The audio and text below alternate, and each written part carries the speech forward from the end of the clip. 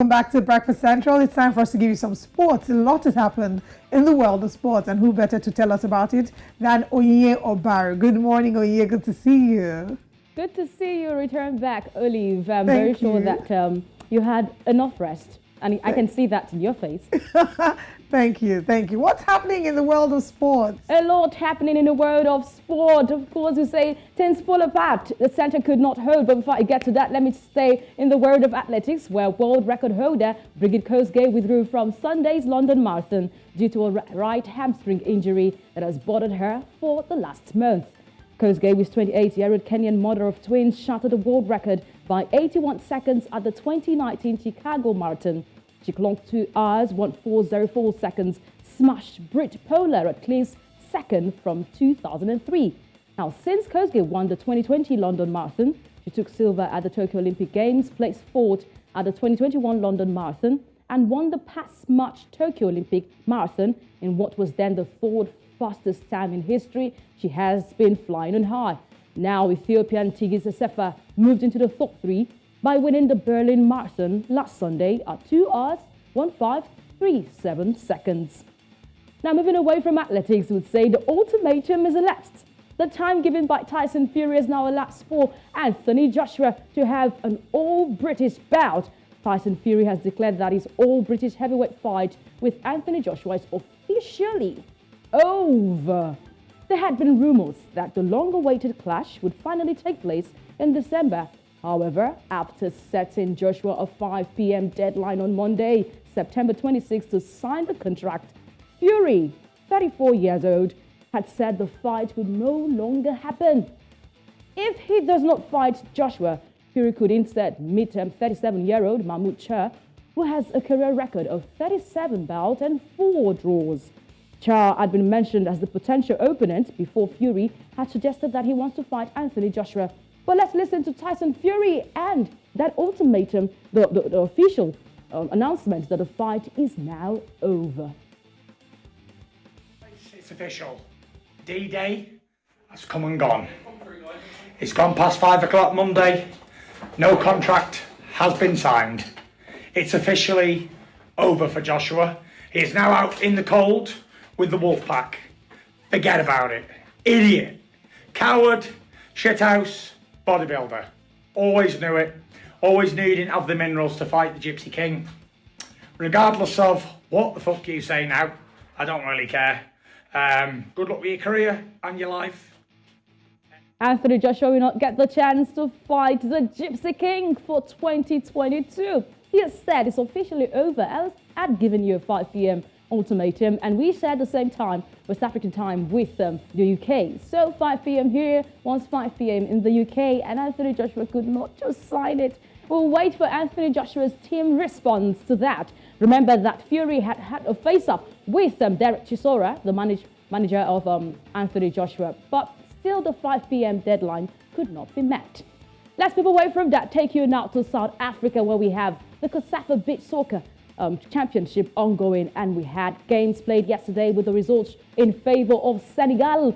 Senegal had pipped South Africa 9-3 over there. The host nation had to suffer another defeat.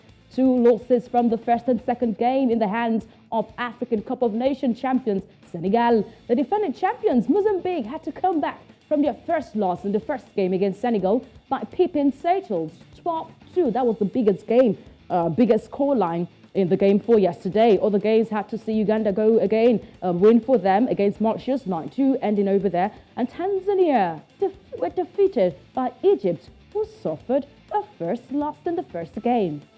There will be international friendlies today to be expected, and African sides will be in action once again.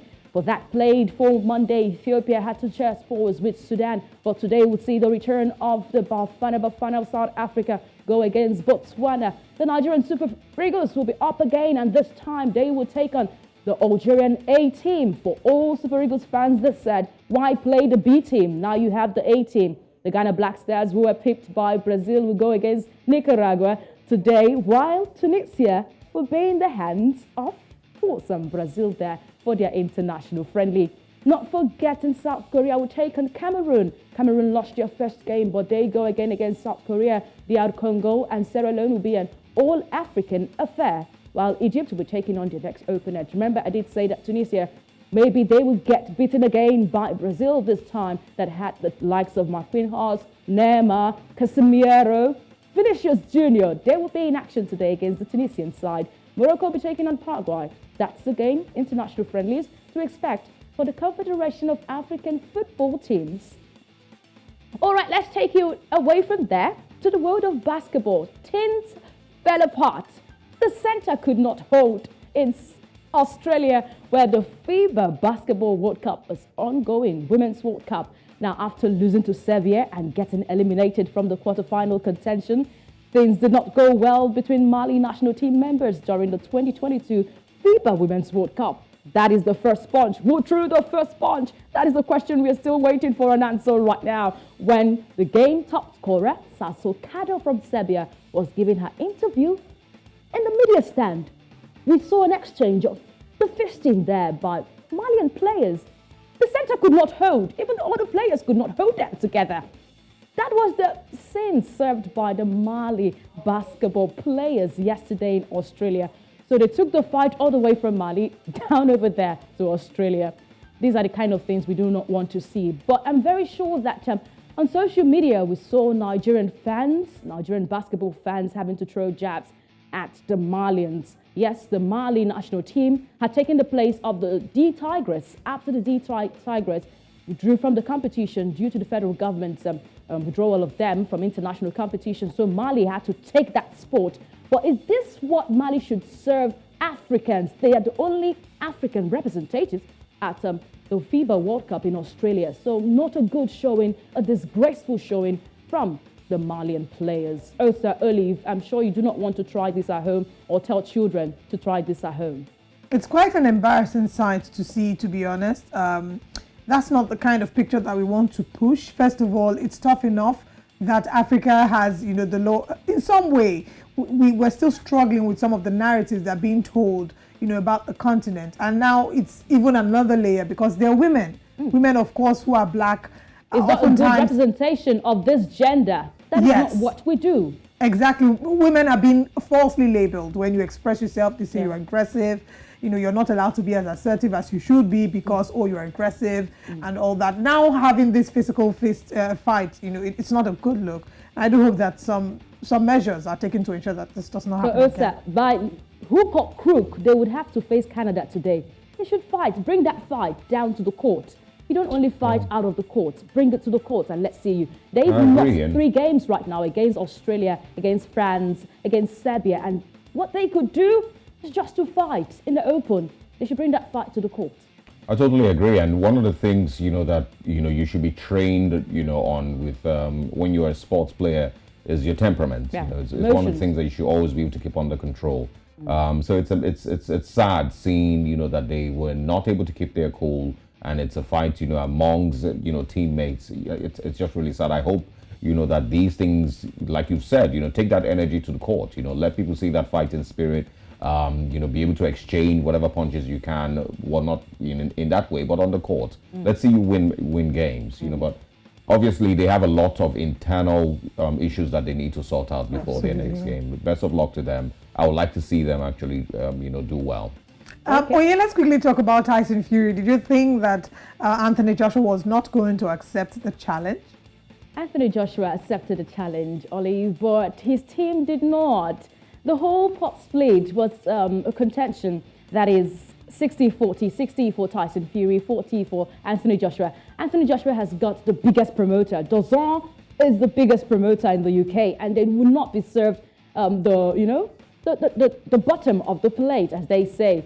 They want to be served right. They want to be served the bigger package, and not considering the fact that the fight will go in favor of. But if Anthony Joshua or Tyson Fury, they just want more of the pause. And this is the contention. That's the reason why they have not agreed till now. But Anthony Joshua wants this bout just to raise the dust. His name has been put in the dust for a long time after back-to-back losses. So he needs something to step up a bit. I feel like he should, take a breather.